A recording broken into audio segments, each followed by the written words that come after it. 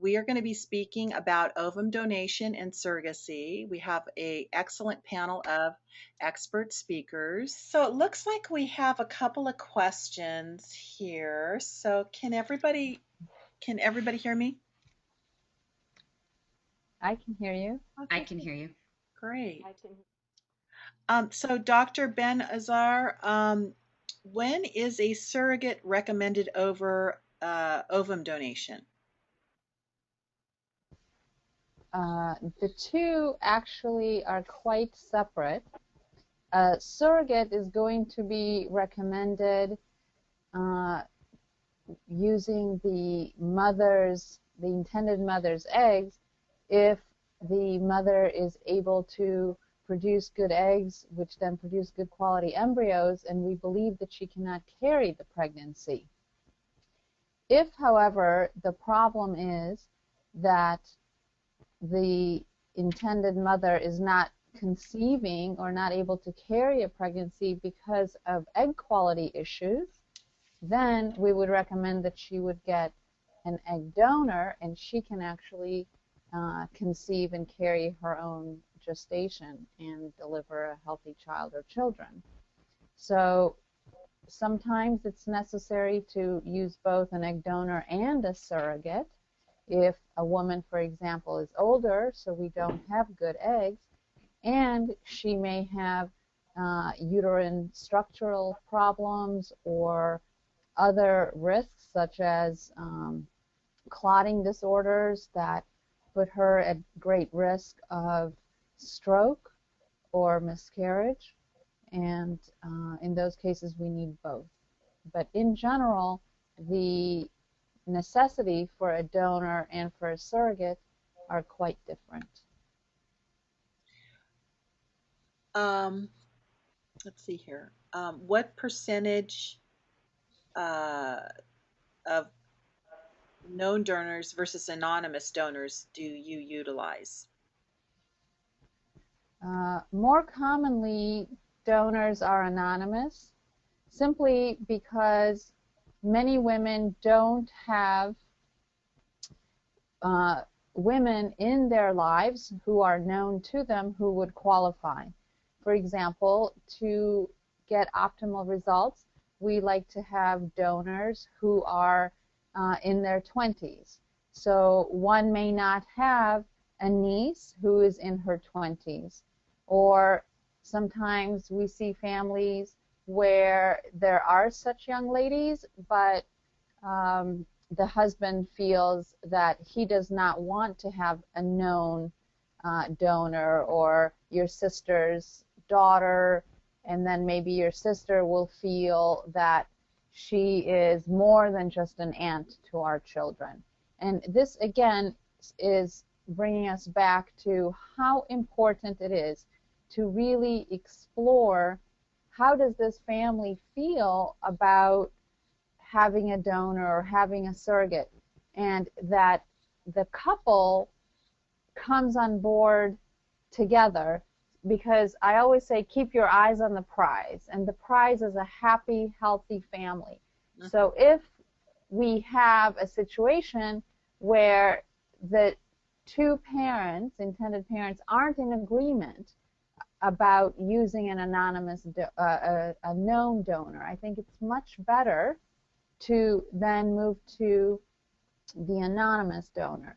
The anonymous donor, however, is going to have the additional loss of the genetic connection, and that has to be balanced with the family, very intricate family situations that can arise. And I think that, as you guys alluded to, but I really want to make it clear, that many people in Los Angeles have a therapist. We're not talking about a therapist. We're talking about a reproductive therapist like Carla, like Sarah, women or men who really understand the reproductive issues, the possibilities, and have experience in exploring all these issues, and then really helping the couple navigate the choices and choose the proper choice for that particular couple.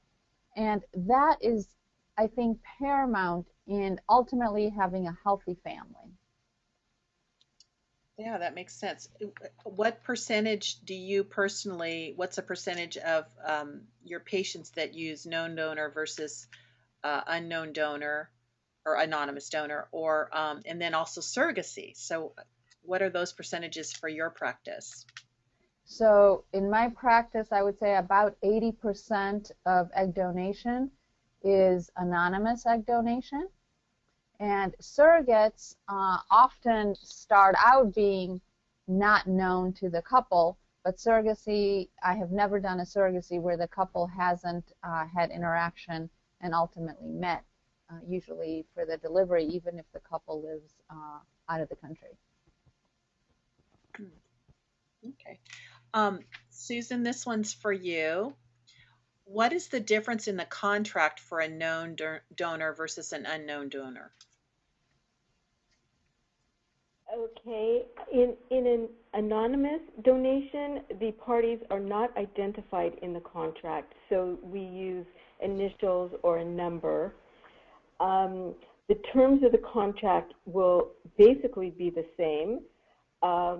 One difference would be a future contact clause.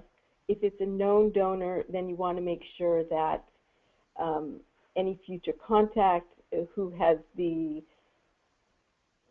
authority to authorize, any future contact.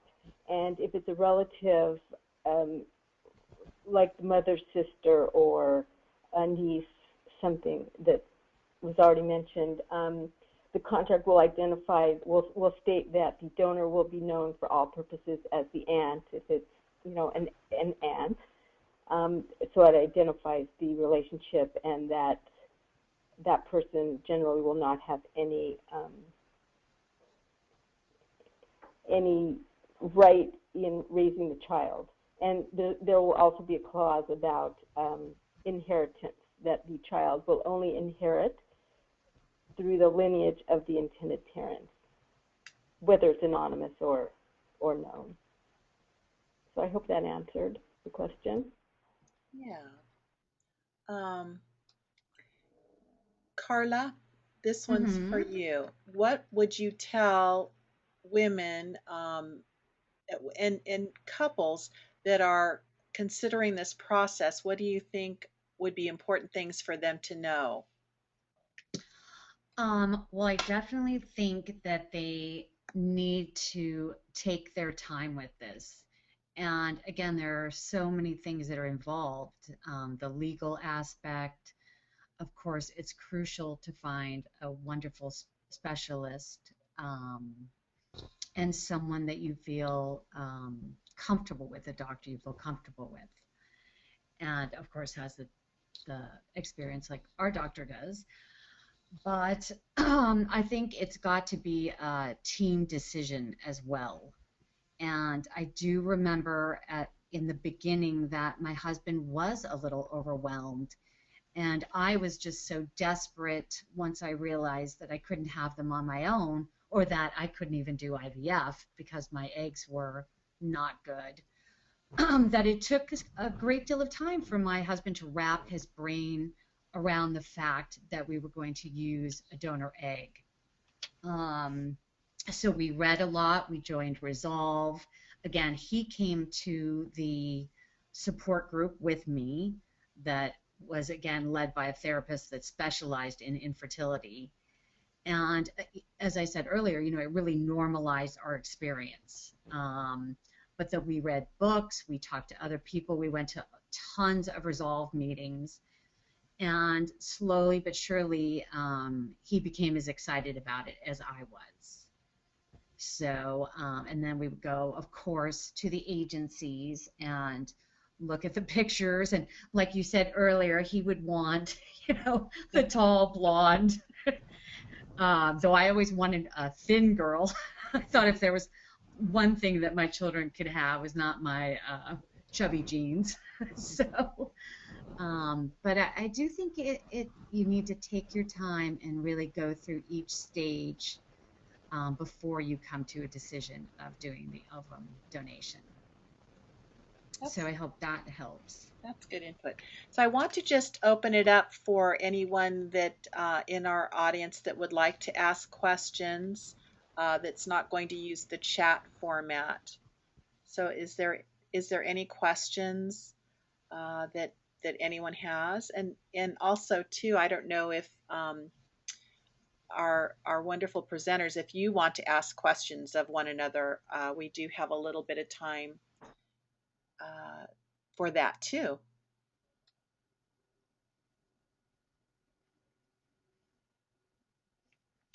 Okay, so it sounds like everyone got their questions answered.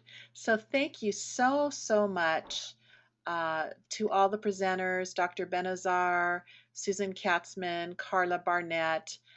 Thank you for taking your time to share your knowledge and your expertise.